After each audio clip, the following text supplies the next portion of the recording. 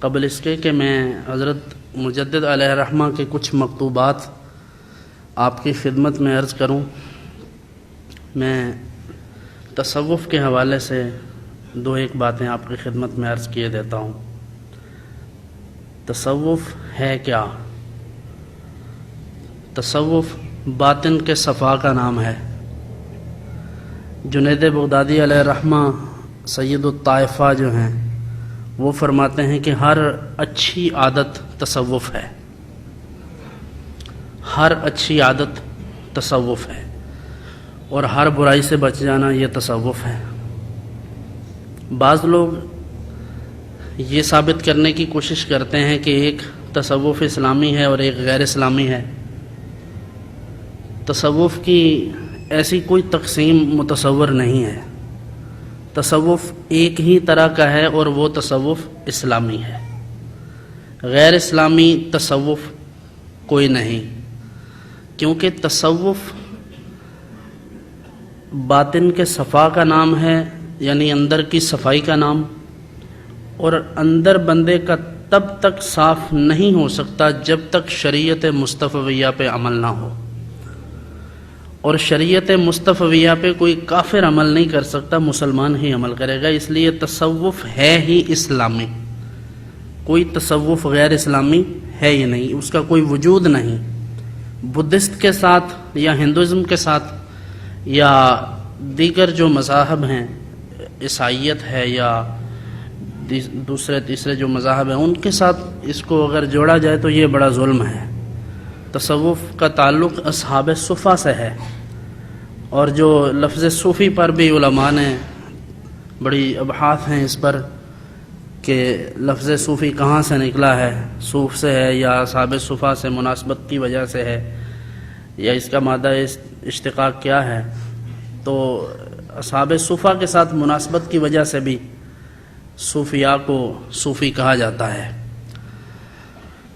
اور اصحاب صفا کا کیا طرز عمل تھا کہ رسول اللہ صلی اللہ علیہ وآلہ وسلم کی خدمت اقدس میں رہتے تھے، اللہ اور اس کے رسول کی بات کرتے تھے، اللہ کے دین کی بات کرتے تھے، دعوت اور تبلیغ کا کام کرتے تھے، اور انہوں نے اپنے آپ کو وقف کیا ہوا تھا۔ اسی سلسلہ میں ایک بات بھی مجھے یاد آ گئی کہ انہی اصحاب میں سے ایک کے بھائی آئے حضور علیہ السلام کی بارگاہ میں اور عرض کیا کہ یا رسول اللہ صلی اللہ علیہ وسلم، یہ آپ کے پاس رہتا ہے میرا بھائی، کھانا گھر سے کھا کے آ جاتا ہے اور رہتا یہاں پہ ہے، کام کوئی کرتا ہی نہیں۔ یعنی دین کا کام کرنے والوں کو لوگ یہ طعنہ بھی دیتے ہیں کہ یہ صرف کھاتے ہیں، یہ کماتے نہیں۔ تو آقا کونین صلی اللہ علیہ وسلم نے اس کی بات سنی، جب انہوں نے شکوے کے طور پہ ان کے حوالے سے کیا شکوہ، تو حضور اکرم صلی اللہ علیہ وآلہ وسلم نے فرمایا کہ تجھے کیا خبر، ہو سکتا ہے جو تجھے رزق ملتا ہے وہ بھی اس کی وجہ سے ملتا ہو۔ یہ علم دین کے ساتھ تعلق بن جانا، دین کے لیے بندہ چن لیا جائے، تو یہ بہت بڑی غنیمت ہے۔ حضور اکرم صلی اللہ علیہ وسلم نے فرمایا من یرد اللہ بہ خیرا یفقہہ فی الدین، اللہ جس کے ساتھ بھلائی کا ارادہ فرماتا ہے، اللہ جب یہ چاہے کہ اس کا بھلا ہو جائے تو جس کا بھلا چاہتا ہے اسے دین کی سمجھ عطا فرماتا ہے۔ دین کا علم آنا اور بات ہے، دین کی سمجھ آنا اور بات ہے۔ لوگوں نے علم حاصل کیا لیکن سمجھ نہیں سکے، تو صرف علم نہیں بلکہ سمجھ، تفقہ فی الدین۔ تو یہ اصحاب صفا کا طرز عمل تھا۔ پھر ایک اور بات بھی انہی سے جڑی ہوئی کہ حضور صلی اللہ علیہ وسلم سے عرض کیا گیا تھا کسی کے بارے میں، جب وہ فوت ہوئے تو حضور نے ان کے گھر والوں سے پوچھا کہ پیچھے کیا چھوڑا ہے۔ صفا والوں کی یہ حالت تھی، 1 درہم چھوڑا تھا پیچھے، ترکہ 1 درہم تھا، تو حضور نے فرمایا تھا 1 داغ لگا گیا یہ اصحاب صفا پہ۔ کیا مطلب کہ یہ بھی نہ چھوڑا ہوتا، دنیا چھوڑی ہی کیوں پیچھے؟ ان لوگوں کا یہ حال تھا، تو انہی سے نسبت کی وجہ سے، ان کے طریقے پر عمل کرنے کی وجہ سے صوفیاء کو صوفی کا لفظ ان کے لیے استعمال کیا جاتا ہے۔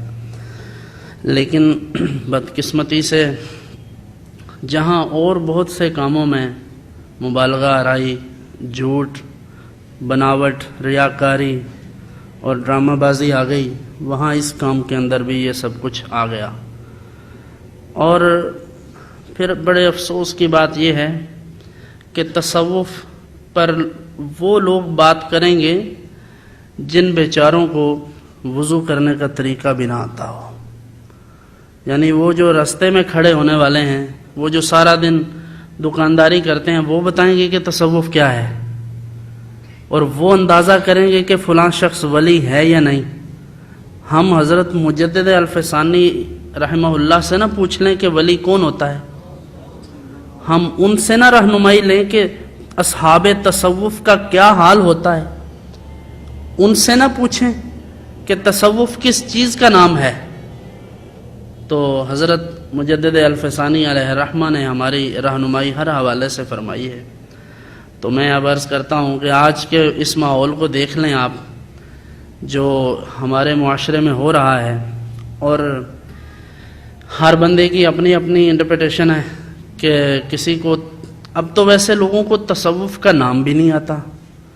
بدقسمتی یہ ہے کہ لوگ تصوف کے نام سے ہی بے خبر ہیں، اور اس کو ارادت مندی، مریدیت یا عقیدت مندی کا نام دے دیتے ہیں، یا یہ کہہ دیتے ہیں کہ ہم مرید ہیں، ہم کسی سے بیعت ہیں، تو وہ بھی اسی سے ہی متعلق ہے، تصوف سے ہی جڑا ہوا ہے وہ سب، مرید ہونا، بیعت ہونا۔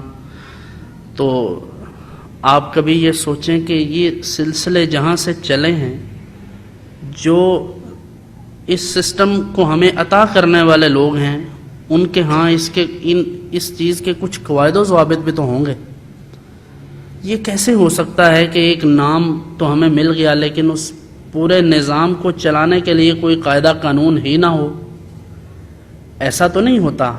تو تصوف میں بھی باقاعدہ قواعد ہیں، قوانین ہیں، اور پھر اس کے درجات ہیں۔ یہ ساری چیزیں ہمیں سوچنی چاہیے، خاص طور پہ اس لیے کہ اگر ہم اس سسٹم کو مانتے ہیں، ہم یہ سمجھتے ہیں کہ یہ صحیح ہے، تو پھر ہمیں اس بارے میں کچھ جاننا بھی چاہیے، جاننے کی کوشش کرنی چاہیے۔ لیکن اب اس ماحول میں یہ سمجھا جاتا ہے کہ تصوف یا ولایت شاید صرف یہ ہے کہ ایک بندے کے پاس کوئی بندہ جاتا ہے اور جا کے کہتا ہے کہ حضرت جی دعا کر دیں، اور وہ دعا کرتا ہے، تو جس نے دعا کروانی تھی اس کا کام ہو گیا، تو بس جس کی دعا سے ہوا وہ اللہ کا ولی ہے۔ میں آپ کی خدمت میں بڑی ذمہ داری سے عرض کر رہا ہوں، اور یہ ریکارڈ ہے، جس کا جی چاہے، جب جی چاہے، صرف ایک شرط ہے، اپنی طرف سے نہ بات کرے۔ حضرت سیدنا علی حجویری داتا گنج بخش علیہ الرحمہ، ان کا نام لے لے، شیخ شہاب الدین سہروردی علیہ الرحمہ کا نام لے لے، حضرت مجدد الفسانی علیہ الرحمہ کا نام لے لے۔ میں پوری ذمہ داری سے یہ عرض کر رہا ہوں کہ یہ جو تعریفات لوگوں کے نزدیک ولایت اور قرب کی ہیں کہ یہ لوگ اللہ کے مقرب ہیں، یہ تعریفات غلط ہیں، اور صحیح تعریف وہ ہے جو ہمیں ہمارے بزرگوں نے بتائی ہے۔ ابھی میں وہ عرض کرتا ہوں کہ تصوف کے لیے یا صوفی ہونے کے لیے اول تو کوئی شخص خود اپنے آپ کو صوفی کہہ ہی نہیں سکتا۔ پیر طریقت کبھی بھی اپنے آپ کو پیر طریقت نہیں کہتا،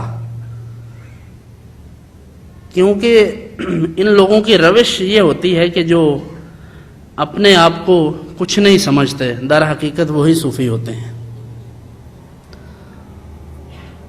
تو اصحاب تصوف کے حوالے سے یہ ذہن میں رکھیں کہ انہوں نے کہیں بھی یہ تعریف نہیں کی کہ جس کی دعا سے کام بن جاتے ہوں، جس کے تعویذ سے بندہ ٹھیک ہو جاتا ہو، کام ہو جاتا ہو، تو وہ ولی ہے۔